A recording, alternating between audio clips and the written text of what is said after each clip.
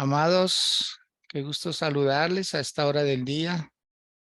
Me alegra mucho poderlo hacer y darle gracias a Dios por ese, por ese amor de parte de Él, esa bondad, por esa justicia que Él todos los días nos demuestra con lo que dice, con lo que hace.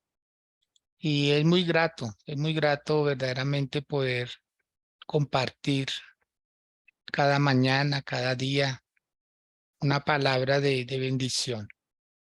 El Señor siempre tiene algo para decirnos, siempre, para ayudarnos a ordenar las ideas, para ayudarnos a tomar decisiones, para ayudarnos a que cumplamos el propósito que Él ha establecido para cada uno de nosotros. Por esa razón es que cada día nos esforzamos en poder hacer llegar una palabra que cale hondo, que transforme, que vivifique el corazón, que anime el espíritu, que nos mantenga constantemente en su presencia, que nos mantenga avivados en ese fuego de Él, en ese fuego del Espíritu Santo, en esa unción fresca y siempre haciendo su voluntad, entendiendo las prioridades. Las prioridades son muy importantes.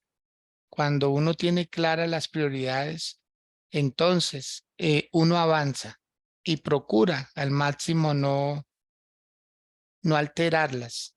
¿Para qué? Para que esas prioridades nos dejen ver su bendición, nos dejen tener los conceptos de esas prioridades muy claros y muy concisos, muy precisos, poder avanzar en este hermoso reino y en esta vida sin alterarlos. Me gustaría darles a conocer esos principios y esas prioridades, que de ponerlas en práctica nos va a ir muy bien. Con los dedos de la mano podemos hacer un ejemplo muy sencillo para poder canalizar bien las ideas con respecto a las prioridades. En primer lugar, con el dedo pulgar, podemos decir que Dios en el corazón. Dios en el corazón. Él no admite segundos lugares. Siempre que Él no solamente sea el primer lugar, sino sea el todo en nuestras vidas. Y para ello, pues vamos a tener como otras personas que dan la sensación de ser lo primero, pero nunca. Dios es irreemplazable.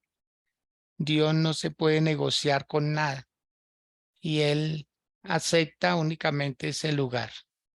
En segundo, aquí con el dedo índice, eh, el cónyuge, para quienes tienen su cónyuge, y en el caso de los hijos, para sus padres, ¿sí? El cónyuge. Después de Dios sigue el cónyuge en prioridades. De amar más al cónyuge que a Dios, ahí ya se está alterando el orden, ahí ya hay consecuencias. En tercer lugar, con el dedo del corazón, ¿sí? Los hijos, para quienes tienen sus hijos. ¿Mm? Entonces, en ese caso, quienes no tienen sus hijos, pues puede ser su estudio, puede ser su profesión, pueden ser sus habilidades, cuidarlas, ¿sí? Entonces, note, si usted ama más a sus hijos que a su cónyuge, a su esposo, al padre de esos niños, entonces ya está alterando el orden. En cuarto lugar, el dedo anular, ¿sí? Con este dedito podemos representar el trabajo, ¿sí? El trabajo, porque de ahí es donde se obtiene el sustento para esos hijos, para ese cónyuge y también para poder llevar lo que corresponde a la casa del Señor. Sí, el trabajo, el trabajo. Si usted ama más el trabajo que a sus hijos, ya hay un problema. Si usted ama más a sus hijos que a su cónyuge, hay un problema. Si usted ama más a su cónyuge que a Dios, ya hay un problema ahí, alterando el orden, y eso le va a traer graves consecuencias. Y por último, la iglesia, con el dedo meñique. La iglesia es el lugar donde debemos asistir, ¿sí? Periódicamente. No podemos nosotros decir que somos creyentes cuando no asistimos a la iglesia, a ese lugar que Dios nos asignó, ¿sí? Entonces, ahí está el orden. Si usted une el dedo pulgar con el dedo meñique, el pulgar representa a Dios y el meñique representa a la iglesia. Entonces, mire quienes quedan en el medio, cubiertos para que les vaya bien. El cónyuge, los hijos, el trabajo. ¿Sí? Entre Dios y la iglesia se les asegura un bienestar, se les asegura paz, se les asegura tranquilidad. Por eso, amar más a la iglesia que el trabajo, ahí también está alterando un orden. Amar más el trabajo que a los hijos, de igual manera. O sea, las prioridades son muy importantes, son muy importantes. Pastora Sandra, muy buenos días. Si se le facilita prender su cámara, su micrófono, para que nos pueda también dar luz acerca de las prioridades, esas prioridades de las que acabé de hablar, ¿sí? Dios en el corazón, el cónyuge, los hijos, el trabajo y la iglesia, ¿sí? Entonces, si esas prioridades están claras y las practicamos, créame que la vida va a ser más llevadera, va a ser mucho más fácil poder hacer las cosas de la mejor manera, ¿sí? Entonces las prioridades, si alguien las puede anotar, así sea en el chat de Facebook Live o acá en Sala Zoom en la plataforma, por favor anote esas prioridades. Dedo anular, Dios en el corazón, dedo índice, el cónyuge, tercer lugar con el dedo del corazón los hijos, en cuarto lugar con el dedo anular el trabajo y en quinto lugar el dedo meñique representando la iglesia, la iglesia. Las prioridades, que no falten las prioridades, por favor, para que usted pueda tener tranquilidad. Si le cumple a cada uno, si a cada uno le da su lugar, su espacio, las cosas van a marchar mucho mejor. Bueno, muy bien. Después quería hacer una introducción así porque Como yo vivo en la calle. de pronto muchas personas siempre se justifican, dicen, no, yo escucho la palabra, pero no voy a la iglesia, ¿sí? Entonces ahí está alterando un orden. Es que yo amo más a mis hijos que a mi esposo. Está alterando un orden. O yo amo más mi trabajo, porque si no trabajo no como, se dice el dicho. Sí, eso es verdad. Pero todos merecen un espacio. Todos merecen un espacio. Bien, mis amados, quiero invitarles a que hoy, a través de la palabra, en el libro de Mateo capítulo 22, Mateo capítulo 22, del verso 23 al 33. Ahí vamos a encontrar la enseñanza el día de hoy. Y quiero pedirle favor a Claudia Ramírez, es tan amable, Claudita, puede hacer esta lectura, se lo agradezco. Me confirma, por favor. Mateo capítulo 22, del verso 23 al 33. Claudita, con el buenos días, tenga la onda. Buenos días, mi pastor, sí, señor, ya. Bueno, tranquila. Libro de Mateo, libro de Mateo. Recordarles que el día viernes tenemos culto a las 4 de la tarde, pero también vamos a tener una alborada con el Espíritu Santo a las 5 de la mañana. Alborada con el Espíritu Santo, 5 de la mañana. O sea, vamos a aprovechar el tiempo al máximo. Viernes, este viernes que viene, Viernes Santo, 5 a.m., alborada con el Espíritu Santo. Y a las 4 de la tarde, un gran culto, poderoso culto de sanidades, de milagros, de restauración, de liberación, porque el Señor dijo, vengan a mí todos los que están trabajados y cargados, que yo los haré descansar. Así puede que ese día va a ser extraordinario. Claudita, bien pueda. Amén. El pastor dice, la pregunta sobre la resurrección. Aquel día vinieron a él los saduceos que dicen que no hay resurrección y le preguntaron, diciendo, Maestro, Moisés dijo, si alguno muriere sin hijos, su hermana no se casará con su mujer, su hermano se casará con su mujer y levantará descendencia a su hermano. Hubo pues entre nosotros 7 hermanos. El primero se casó y murió y no teniendo descendencia dejó su mujer a su hermano. De la misma manera también el segundo y el tercero hasta el séptimo. Y después de todos murió también la mujer. En la resurrección, pues, ¿de cuál de los 7 será ella mujer, ya que todos la tuvieron? Entonces respondiendo Jesús le dijo, erráis ignorando las escrituras y el poder de Dios, porque en la resurrección ni se casarán ni se darán en casamiento, sino que serán como los ángeles de Dios en el cielo.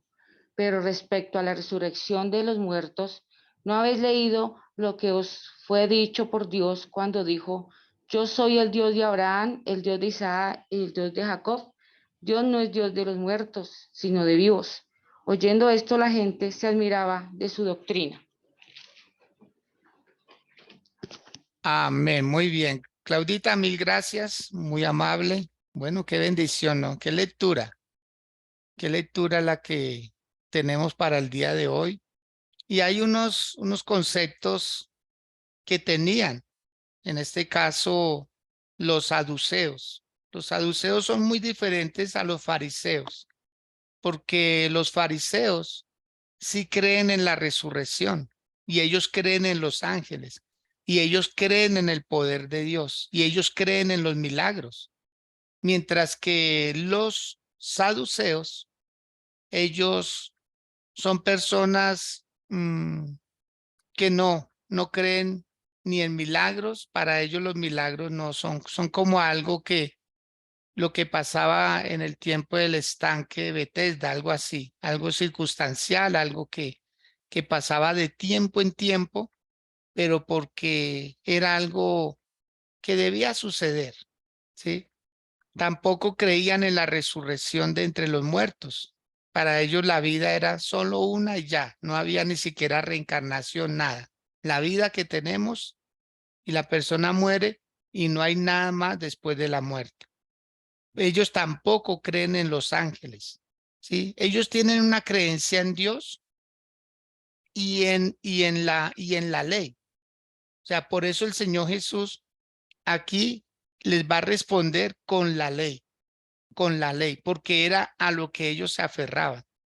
Ahora, una particularidad de los saduceos, y es que ellos eran personas muy adineradas, o sea, ellos eran los ricos de la época y los que gobernaban.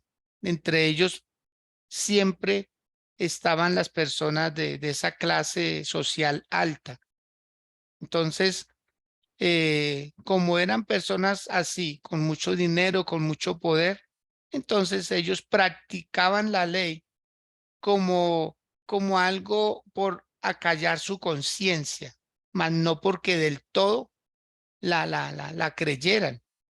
Entonces el Señor va a usar la ley, va a usar la ley para poderle refutar a ellos lo que ellos mismos creían, su creencia que estaba muy errada. Entonces, dice que aquel día vinieron a él los saduceos que dicen que no hay resurrección y le preguntaron. Mire que las personas que no creen, si alguien más cree, entonces ellos hacen sus preguntas como con un tono muy caucioso. Ellos quieren indagar a ver qué creen la otra persona porque ellos creen estar en la verdad, pero no es que sea la verdad, es su verdad y es incuestionable porque es lo que ellos creen. Es como las personas que creen que no creen que haya Dios. Es la verdad de ellos, pero no es que sea la verdad. Entonces, ahí nosotros debemos aprender a no afianzarnos en ciertas cosas que yo creo que son verdad y para todo mundo deben ser verdad. Es la verdad de ellos y el Señor la respeta, mas sin embargo, Él la refuta con la misma ley, con lo que ellos creen. ¿Cuál era la pregunta que le hicieron a Él? Mire, en el verso 24 ellos decían, Maestro, Moisés dijo, si alguno muriere sin hijos, su hermano se casará con su mujer y levantará descendencia a su hermano. ¿Sí? O sea, ellos se aferraron a la ley. Note, ellos no enseñaban otra cosa que no fuera la ley. Y el Señor Jesús le hacen la pregunta, algo que ellos definitivamente no podían cuestionar, es que Jesús era un maestro. Por eso se dirigen a él como maestro. Le dicen maestro. O sea, no es un profesor, porque un profesor es muy diferente a un maestro. Un profesor tiene alumnos, mientras que un maestro tiene discípulos. Un profesor enseña una materia, ¿sí? Así, o sea, lo que él debe enseñar, se prepara para su enseñanza, pero no está obligado a más con sus alumnos. Y aquí vemos al Señor Jesús que a él lo mencionan con uno de los nombres más populares para él. Y cuando le dicen maestro, están prácticamente diciendo, desmenúzanos la idea. O sea, usted que es el maestro, usted que sabe más, díganos, ¿sí? Porque en nuestra vida dice, si alguno muriere sin hijos, su hermano se casará con su mujer y levantará descendencia. Quiero que por favor leamos el libro de Deuteronomio, capítulo 25, porque ellos estaban hablando una verdad. Eso así lo practicaban ellos. Deuteronomio capítulo 25, el verso 5. Deuteronomio 25, 5, por favor, para que usted pueda corroborar también en su Biblia lo que vamos a leer. Dice, cuando hermanos habitaren juntos y muriere alguno de ellos y no tuviere hijo, la mujer del muerto no se casará fuera con hombre extraño. Su cuñado se llegará a ella y la tomará por su mujer y hará con ella parentesco. Y el primogénito que ella diere a luz sucederá en el nombre de su hermano muerto, para que el nombre de éste no sea borrado de Israel. Y si el hombre no quisiere tomar a su cuñada, irá entonces su cuñada a la puerta, a los ancianos, y dirá, mi cuñado no quiere suscitar nombre en Israel a su hermano, no quiere emparentar conmigo. Entonces los ancianos de aquella ciudad lo harán venir y hablarán con él. Y si él se levantare y dijere, no quiero tomarla, se acercará entonces su cuñada a él delante de los ancianos y le quitará el calzado del pie y le escupirá en el rostro y hablará y dirá, así ha dicho el varón que no quiere edificar la casa de su hermano. Mire lo que es una tradición, lo que es una cultura, ¿sí? De ver cómo el hermano no quería emparentar con su cuñada. Razones muy personales, pero no quiere decir que solamente no quería emparentar con ella, sino que debía ir ante los ancianos de aquel lugar. Cuando dice a la puerta, quiere decir a la puerta de la ciudad, porque ahí era donde se sentaban el tribunal, digamos así, como los jueces de Israel, y ellos dictaminaban una sentencia. ¿Cuál era la sentencia?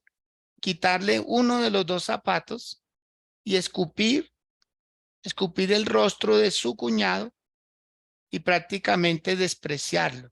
Decirle, usted no ama a su hermano porque no quiere que haya un hijo con el nombre de él. Después ya se volvió, después de esa costumbre de ponerle el nombre de un difunto a los hijos, es lo que se llamó el apóstol Pablo, como que condenó esa práctica diciendo eso es bautizar a una persona por un muerto, bautizar a alguien por un muerto, ¿sí? Acordémonos que cuando nació Juan el Bautista, a él le ponían el nombre de Zacarías, a él le decían, te llamarás Zacarías. Y la mamá Elizabeth dijo, no, él se va a llamar Juan, porque así dijo el ángel, porque prácticamente ya Zacarías estaba por morir y no querían, lo que Dios no quería era que este niño tuviera el nombre de un muerto. Esto hay que tener cuidado, mis amados, que a veces se ama mucho a un abuelito, se ama mucho a un papá, se ama mucho a un tío que ya falleció. Entonces, el niño que nace se le pone ese nombre sin darse cuenta que prácticamente le está adjudicando toda una vida a un niño, que lo bueno sería ponerle un nombre diferente. Y si se le va a poner ese nombre que no sea alusivo al difunto, al que ya no está, porque prácticamente se está atando a ese niño con esos nombres. Delicado, ¿no les parece? Delicado el asunto. Entonces, vemos que era la cultura, que era la tradición de ellos. Y por eso cuando van a Jesús, ellos están hablando una verdad, pero ellos prácticamente la distorsionan su verdad, porque ellos están hablando es una leyenda tomada de un libro que se llama Deuterocanónico. Deuterocanónico quiere decir escondido, algo que está secreto. Un libro deuterocanónico son de los 14 libros que tiene la Biblia católica, ¿sí? Algunos tienen 14 libros, otros tienen 7 nomás. Pero hay un libro que se llama Tobit. Tobit. En el capítulo 6 de este libro de Tobit, usted puede encontrar esta leyenda. Es una leyenda, no es que haya sido verdad, ¿sí? No es que haya sido verdad. Entonces, cuando usted lee en el libro de Tobit, dice que Tobit salió con un perro al río y estando en el río, un pez saltó del agua y le quería morder los pies a Tobit. Y Tobit era el otro candidato que debía casarse con una mujer de la cual en la noche de bodas se le moría el esposo. Y así pasó 7 veces con 7 hermanos. Entonces Tobit prácticamente era el que seguía y él debía casarse con esta doncella. Mire lo que son las supersticiones y mire lo que es creer en agüeros. Porque en ese libro de Tobit, capítulo 6, dice que Tobit trató de huir del pez, que no le mordieran los pies.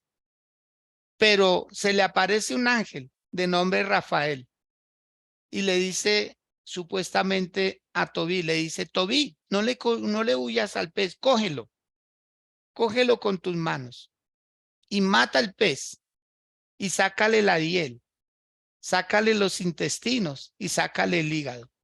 ¿Mm? Y entonces dice que Tobit le hace una pregunta, ¿y para qué lo mato? ¿Y para qué le saco eso? Y el ángel le responde, es que tú te vas a casar con esa niña. Tú eres el que sigues. Y yo voy a hablar, le decía el ángel Rafael a Tobit.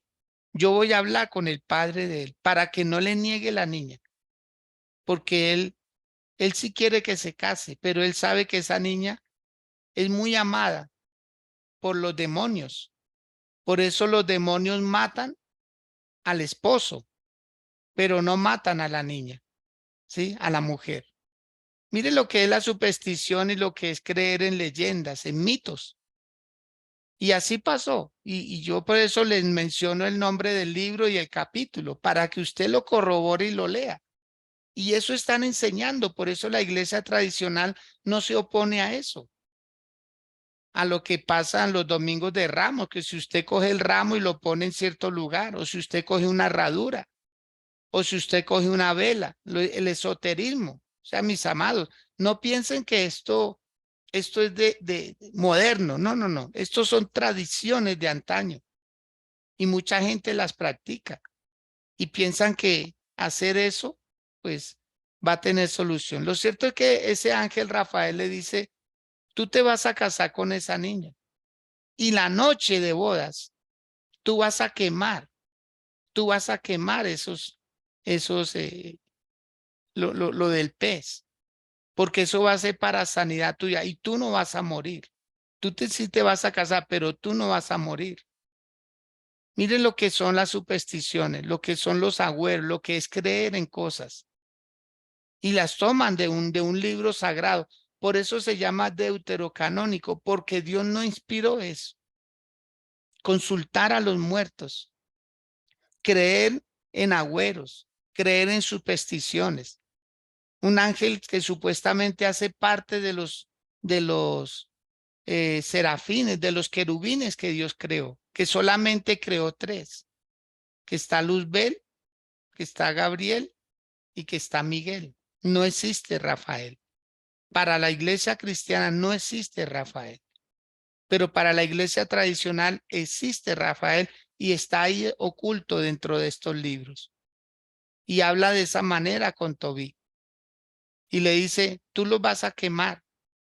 Y cuando estés en la noche de bodas, entonces los vas a quemar, los demonios van a percibir ese olor y van a huir. Mire, van a huir. Entonces, ¿dónde queda la sangre de Cristo? ¿Dónde queda el sacrificio de Jesús? ¿Dónde queda el poder de su nombre? ¿Dónde queda lo que Él hizo? Entonces, ahí, por eso es necesario a veces empaparnos de estos temas y hablarlos escuetamente, porque están ahí. Eso es tradición de ellos. Lea, libro de Tobí, libro deuterocanónico, capítulo 6, y ahí está esa historia. De eso es que están hablando ellos. Dice, versículo 25 de Mateo 22, dice, hubo pues entre nosotros 7 hermanos.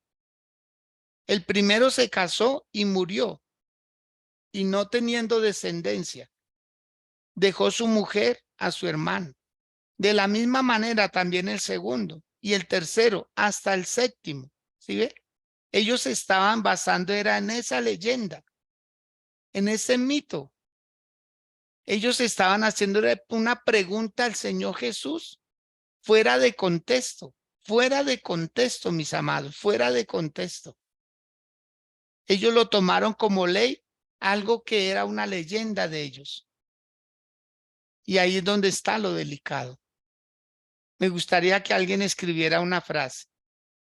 La frase dice así, de lo desconocido, cualquiera puede hacer mercadería. Vamos, escríbanlo, por favor. De lo desconocido, cualquiera puede hacer mercadería. Cualquiera. Claro, porque es de cosas que no se conocen. Entonces, cuando ellos le dicen al Señor, todos la tuvieron por mujer. Supuestamente, si hay resurrección, mire que es que era una burla, era una pregunta con sarcasmo, era para hacer que el Señor quedara avergonzado, era para que el Señor no tuviera cómo responderles. Pero mire lo que dice el versículo 27. Y después de todos murió también la mujer. En la resurrección, dicen ellos, pues, ¿de cuál de los 7 será ella mujer, ya que todos la tuvieron? Mire lo que es verdaderamente hacerle preguntas a Dios fuera de contexto.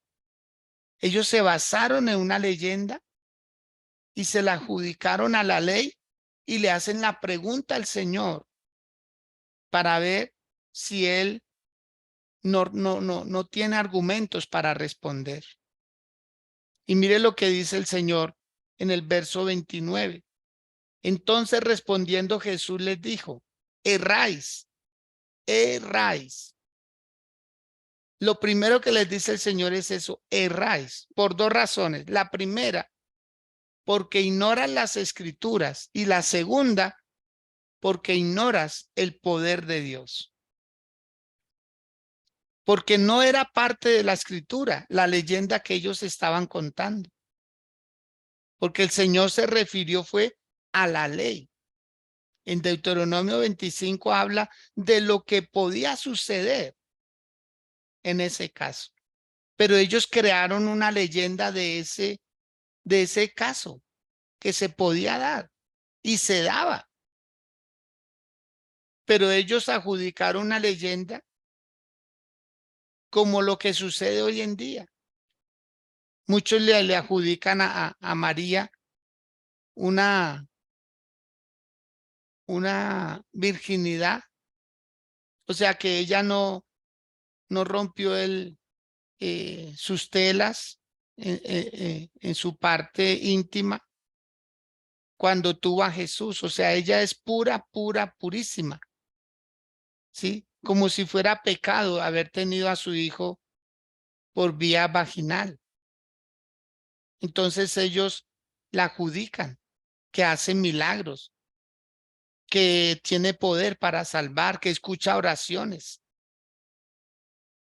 Por eso, amados de Dios, usted debe de recibir buena información para que le quiten las vendas, le quiten todas esas creencias, leyendas que se inventan.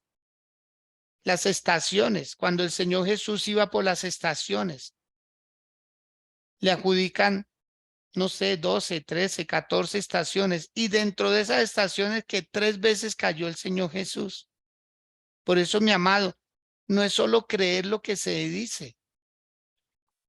Para eso tenemos la palabra de Dios. Y usted hace bien en leer la palabra del Señor. Porque el Señor Jesús nunca cayó. Nunca. Ninguna de las 3 veces que menciona la iglesia tradicional que Jesús cayó, que Jesús se doblegó. ¿Sí? No, nunca. Nunca se menciona. Y yo lo he hecho. Yo he leído detalladamente a ver si verdaderamente se encuentra algo que Jesús cayó, que Jesús se paró otra vez y siguió adelante. No, no se ve que el Señor Jesús se haya doblegado ante ese momento. O sea, Dios le dio fuerzas. Dios le ayudó a terminar lo que él empezó. Pero la iglesia y el diablo quieren verlos, la iglesia tradicional me refiero, quieren que eso sea verdad, ¿sí? Es como ellos colocar una imagen, se ve muy bonita, se ve muy tierna, muy sentimental, ¿sí? Pero en la realidad, por favor, créame que no alcanzan a llegar. Según Isaías 53 dice que él estaba desfigurado. Nadie le apetecía mirarlo y se escondieron de él el rostro, lo menospreciaron porque él perdió su ser, él perdió su carisma. No se sabía quién era ese personaje que estaba en la cruz porque él fue azotado. O sea, nada que verdaderamente la realidad es otra, es otra. Y tantas leyendas, mis amados, tantas leyendas crearon un limbo, algo supersticioso, algo para decir que si un niño muere sin bautismo, se va para el infierno, para el limbo, para el lugar del olvido. ¿Mm? Cuando no existe, el Señor no habló de un limbo. La palabra de Dios no habla de un limbo. No habla del purgatorio, pero se crearon un purgatorio. Todos esos son leyendas, son cuentos, son mitos que la iglesia quiere como hacer ver que se puede. Recuerdo en una ocasión en un cementerio, cuenta una anécdota de una señora una ancianita que llegó al cementerio con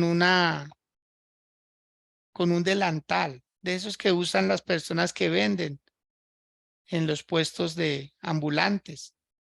Y ella llegó allá y sacó y puso encima de la mesa de los sacerdotes que hacen oraciones por los difuntos en los cementerios. Casi en todos los cementerios se encuentran personas así. Tienen como una casetica. Y esta señora llega y bota todo su dinero, monedas, billetes sobre la mesa y le dice, Padrecito, por favor, ore por mi hijo para que salga del purgatorio, porque él fue muy malo. Mi hijo fue muy malo y yo vengo a pagarle una misa a usted, una misa en ese idioma que usted habla, el latín, que era como lo hacían antes. Por favor, saque a mi hijo del purgatorio. Y le dejó todas las monedas ahí. El Señor cogió y echó sus billetes y sus monedas al cajoncito de ese escritorio que tenía y empezó a hacer una oración en latín. Empezó a hacer ese rezo. Y ahí se quedó un buen rato y la señora lloraba y decía, ay, qué bueno. Pero cuando termina de hacer este rezo, el sacerdote, entonces la señora le pregunta, le dice, Padrecito, mi hijo ya salió del purgatorio. Mi hijo ya salió del purgatorio, le dijo ella.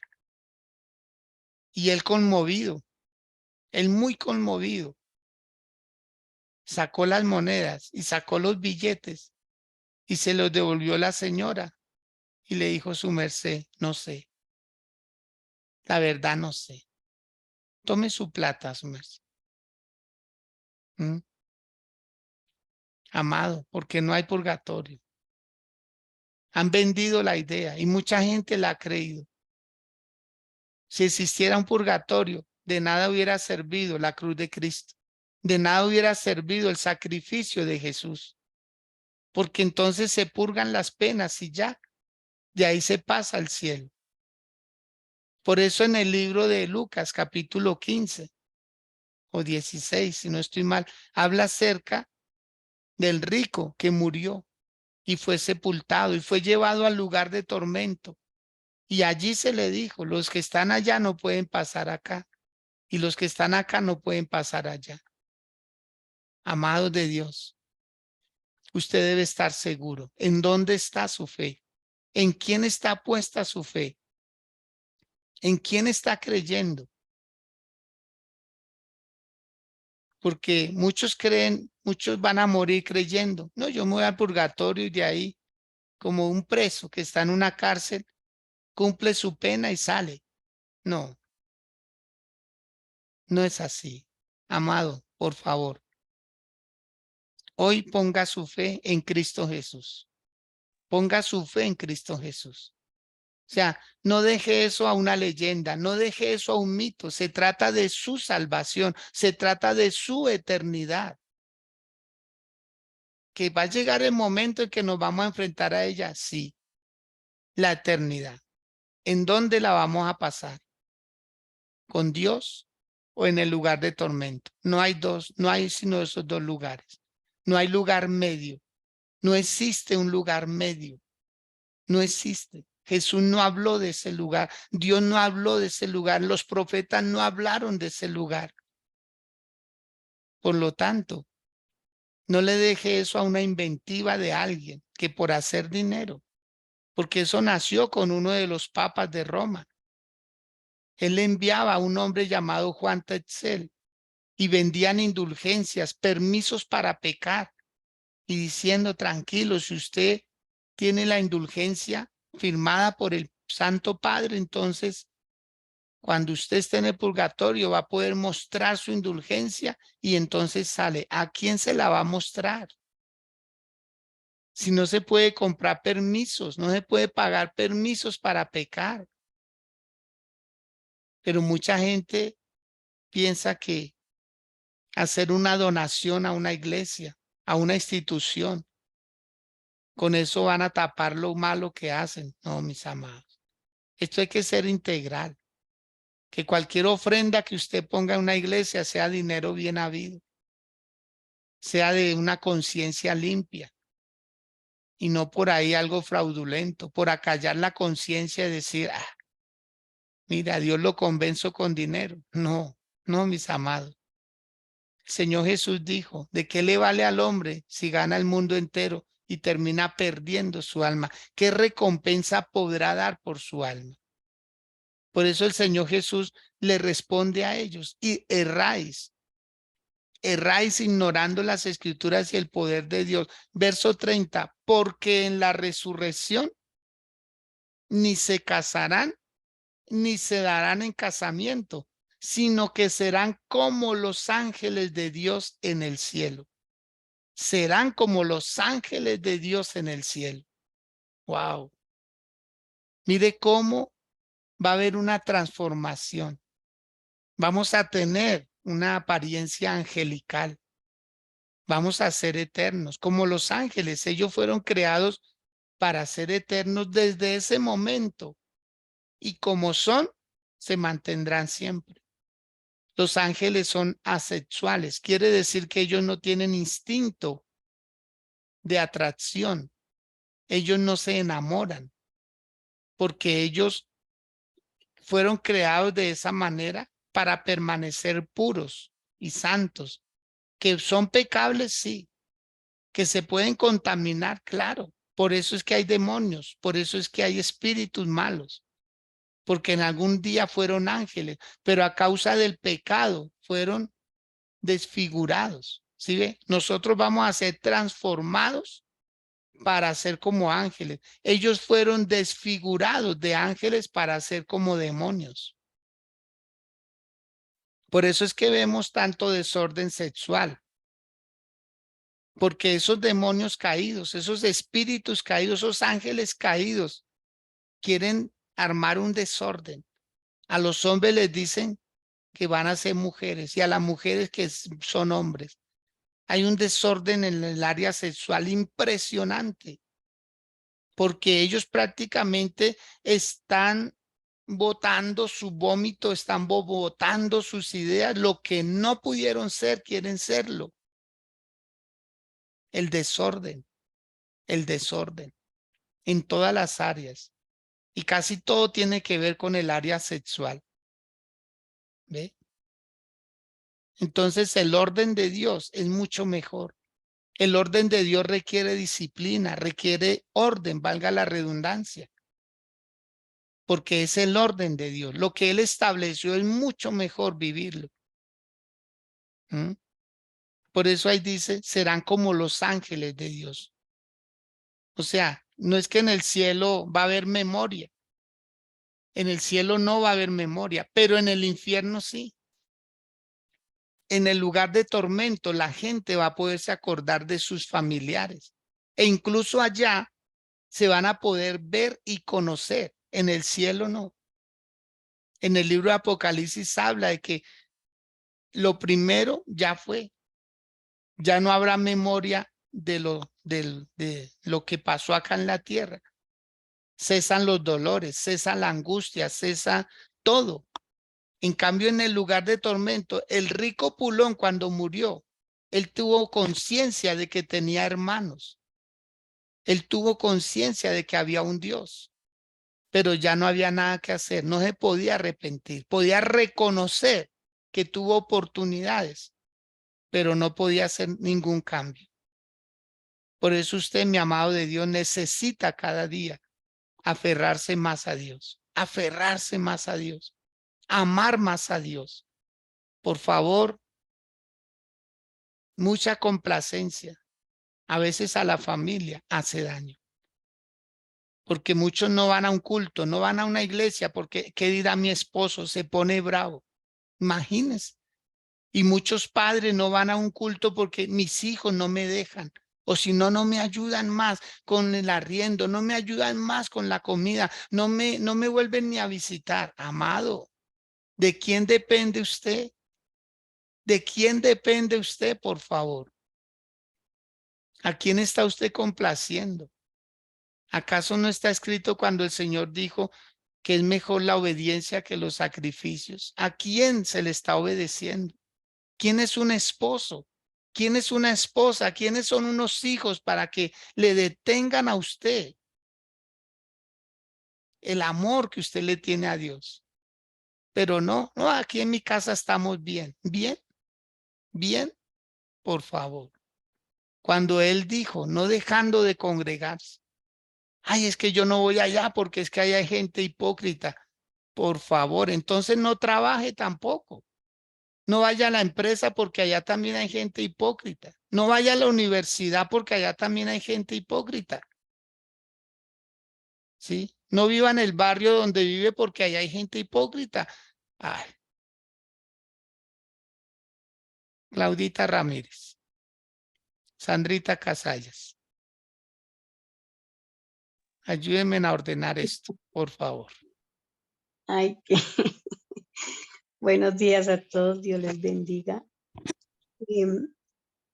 Dios mío, cuando uno de verdad no es consciente de que Dios es un Dios de orden y, y la palabra del Señor nos enseña lo que es la verdad. O sea, sí, yo ahorita me acordaba de tantas cosas de mi infancia, mi pastor, cuando íbamos, que los ramos, que, o sea, la Semana Santa se convertía para nosotros en un tiempo de un ritual tan tremendo que no se podía ni gritar en la casa, no podíamos, mi abuelita nos daba coscorrones cuando el Viernes Santo de pronto, nosotros unos niños, imagínense mi pastor, todos chiquitines los nietos de ella, y nos reunían dizque a rezar el rosario y a un poco de cosas, y uno se reía o algo, y de una vez el coscorrón, o sea, era tremendo, y todo por ignorancia.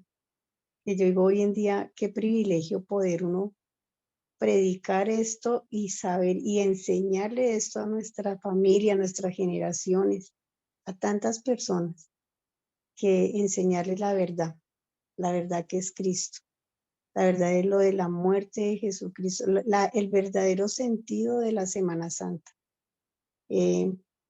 Pues que yo digo, pues Semana Santa, todos los días tiene que ser santos para nosotros, o sea, no es una semana, es nuestra vida, debe ser una vida de santidad. Pero cuando nosotros salimos de esa ignorancia, de ese engaño, porque en realidad son unos engaños tremendos. Yo recuerdo cuando yo me convertí al Señor, que yo empecé a conocer la verdad de Cristo. Uy, qué arrepentida mi pastor. Y eso que yo no era de esas católicas de misa todos los domingos, no. Pero qué arrepentida. Yo decía, Dios mío, ¿cuántos años yo duré engañada? Engañada de una tradición, engañada de algo que era tan, no, tan errado, que si yo seguía ahí me iba a la perdición. Pero qué bendición, de verdad que somos privilegiados de conocer la verdad de Cristo y privilegiados de poder enseñar la verdad de Cristo a nuestra casa, a nuestra familia. Entonces, colocar el orden. Y yo conozco, pastor, muchas personas que aún conociendo o oyendo a la iglesia cristiana, todavía están como en esos rituales, ¿no? Que de antes, que toca comer pescado, porque si no se come pescado, entonces se condena. Que toca ir a la iglesia toda la semana, cuando no es así, o sea, entonces se molestan porque no hay culto toda la semana en la iglesia. Debería ser una semana donde todos los días estuviéramos porque es la Sí. Semana Santa. Entonces, no, tenemos que aprender, enseñar también y conocer la verdad que es Cristo, la verdad que es la resurrección de Él, el amor que Cristo tuvo con nosotros, de entregar su vida por amor a nosotros y no solamente en Semana Santa ver como esa verdad, sino todos los días de nuestra vida, todos los días. Amén, Y mi darle Sandrita. honra a eso. Ujú. Así Sí. es. Y algo más, Sandrita, bien pueda. No, mi pastor. Que muchas gracias por ese tema tan bonito. Bueno, mi Sandrita, con mucho gusto. Y mire, nosotros tenemos que ser conscientes de esa realidad, porque hay personas que, honestamente, como acaba de decir Sandra Casalles, cambian de lugar, pero no cambian de vida. O sea, de nada sirve vivir de apariencias, de nada sirve seguir haciendo lo mismo, teniendo ídolos. Ahora el ídolo es el esposo, ahora el ídolo son los hijos, ahora el ídolo es el trabajo, ahora el ídolo es la casa. Amados de Dios, hay que tomar conciencia. Y la iglesia es un lugar. Cuando usted va a la iglesia, le está diciendo a su esposo, amor, qué pena, te amo a ti, pero no más que a Dios. Cuando usted va a la iglesia, le está diciendo a los hijos, hijitos, los amo mucho, pero no puedo amar más que a Dios. Si quiere, dígaselo. Dígaselo ahí, dígaselo. Dígaselo al oído. Dale, amor, yo te amo, pero más que a Dios no. No, tú no eres mi ídolo, tú no me vas a salvar. Ellos deben saberlo, ellos deben saberlo. Por eso cuando usted se queda con ellos arrunchaditos, ay, qué pobrecito que está cansado, pues que descanse él, pero usted vaya a la casa del Señor o que descanse ella. Amados, eso se paga caro. No darle lugar a Dios que se merece, eso se paga caro. Se paga muy caro, ¿sí? Y yo no soy de los predicadores que infunden miedo a algo, no, pero hay consecuencias, créame, hay consecuencias. Entonces, amar a Dios, varones que están en esta plataforma, amar a Dios, mujeres, amar a Dios, hijos, amar a Dios y no sean estorbo. Perdónenme, pero no sean estorbo para que sus esposas vayan al culto, no sean estorbo para que sus esposos vayan al culto. Cuando estén orando, no les estorben, déjenlos que están orando a Dios.